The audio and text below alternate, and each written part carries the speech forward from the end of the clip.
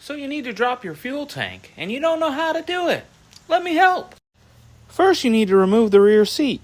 Don't worry, it's easy. You just pull up on the bottom of it. Next, you need a 10mm to take these bolts out of these covers.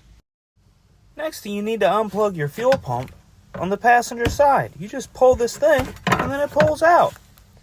There's another plug over here. You just pinch the sides of it and pull up. Next, you need to disconnect the fuel lines. Next, you need to remove this cover on the inside of the wheel well.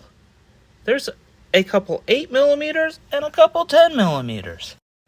Once you do that, you have access to all the evap stuff and the fill tube. You need to remove this 10mm and disconnect all these hoses. Next, you need to remove the e-brake cables. So you have to take the e-brake out. You just pop this thing out, right like that, and you can access them here. They're a 10mm. You need a deep socket or a wrench. Next, you can pull the e-brake cables out. Once you get the e-brake cables out of the way, there's 3 13mm. One here, and then one on either strap. Ideally, you should empty your fuel tank before you do this, because it can be really heavy. As you might have guessed, I did not do that. It would be wise to support it with a jack, or have a buddy help you.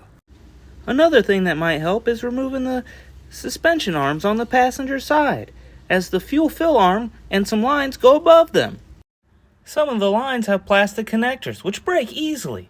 Since I'm not using the evap system, I just cut the line. Once you drop it down, on the driver's side you can see the lines that attach it to the front. Disconnect them, and then you've got it out. Now you've dropped your fuel tank. Congratulations!